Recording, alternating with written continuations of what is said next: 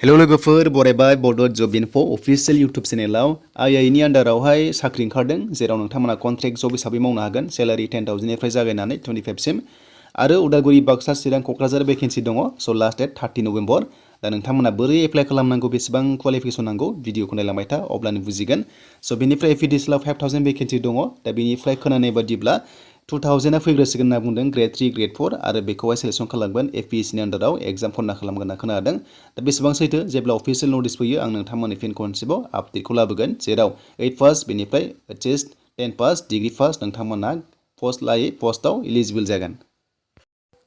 दा लोगोफोर बे जाबाय अफिशियेल वेबसाइट दा बेयाव फैनानै IIE नि आन्डाराव नोंथांमोना नटिसखौ नायनो हागोन लोगोसे आं लिंकखौ डिसक्रिप्शनाव होबाय स बेनिफ्राय नोंथांमोना बोरै एप्लाइ खालामनांगौ भिडिअ नायथा अब्लानो बुजिगोन दा नैबेनोमोन अफिशियेल नटिफिकेसना लास्ट डेटआ 30 नभेम्बरसिम नोंथांमोना दाबो गोबां टाइम दङ स जों नायसो फैदो अफिशियेल नटिफिकेसन दा बे जाबाय अफिशियेल नटिफिकेसन पस्टआ मोननै रोखोमनि दङ बेनो जाबाय स नोंथांमोना नुनो मोनदों CEO आरो एकाउन्टेन्ट स लोगोफोर फार्मार प्रडिउसार कम्पानि लिमिटेडनि आन्डाराव भेकेन्सि ओंखारदों आरो दा बेखौ कन्टाक्ट खालामदों IIE आहाय दा चिफ एक्जिकिउटिभ अफिसाराव 10 दङ आरो एकाउन्टेन्टआव 10 दङ भेकेन्सिया फार्स्टनिया ग्रेजुवेट जाबानो जागोन एन्ड सेकेन्डना एचएस पास बेनिफ्राय मेथ्स साबजेक्ट थाथारनांगोन लोगोसे कमार्सनिबाबो जागोन दा लोगोफोर सेकेन्ड पस्टआव आर्ट्सआ हागोन नाथाय नोंना साबजेक्टआ मेथ्स थाथारनांगोन अब्लासो जागोन 10,000 सेलारि मोनगोन बेयाव एन्ड गोजौनिया जाबाय 24,000 पार मान्थ नोंथांमोना मोननो हागोन दा जायखिजाया डिग्री पासफोरानो हागोन गोजौनि पस्टआव स जुदि नोंथांमोना एग्रिकालचार मार्केटिं लाइननिफ्राय जुदि फरायनाय दङब्ला स बांसिन नोंथांमोना बेयाव चान्सखौ मोनगोन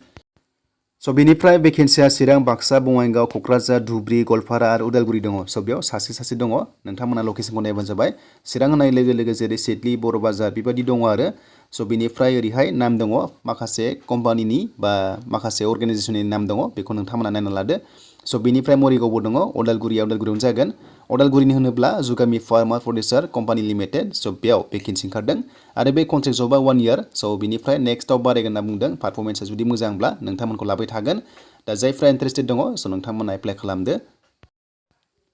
दा बेखौहाय नोंथांमोना बोरै एप्लाइ खालामगोन होनोब्ला स नोंथांमोना बाय'डाटा खालामनांगोन नोंथांमोननि बाय'डाटा खालामदो स बेनिफ्राय मेलाव नोंथांमोना सेन्ड खालामनांगोन मेल एड्रेस दंखायो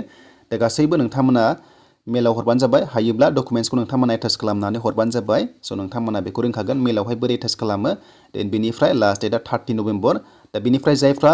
एग्जामनि थाखाय इन्टारभिउनि थाखाय सर्टलिस्ट जायो अब्ला नोंथांमोनखौहाय कल खालामगोन बा नोंथांमोनाव मेसेज फैगोन बेखायनो फन नाम्बारखौ नोंथांमोना होनो दाबाव बाय'डाटायावहाय दा बेनिफ्राय अफिशियेल नटिस नायनोब्ला IIE नि आन्डाराव फैनानै नोंथांमोना नायबाय थानो हागोन स बेनिफ्राय एक्सपिरियेन्सआ दङब्ला नोंथांमोना बांसिन बेयाव चान्सखौ मोनगोन जुदि गैयाब्लाबो नोंथांमोना बेयाव इलिजिबल जादों मानोना गोजौआव बुंखादोंमोन डिग्री पास बेनिफ्राय एचएस पास आरो जायफ्रा एचएस पास नोंथांमोना मेथ्स साबजेक्ट थाथारनांगोन सेकेन्ड पस्टआव अब्लासो हागोन नङाब्ला हानाय नङा दा बेनिसिम लोगोफोर आसा खालाम नोंथांमोना भिडिअखौ बुजिबाय एफिडिएसएल आव गोदान साख्रि फैयोबा नोंथांमोननो आपडेटखौ लाबोगोन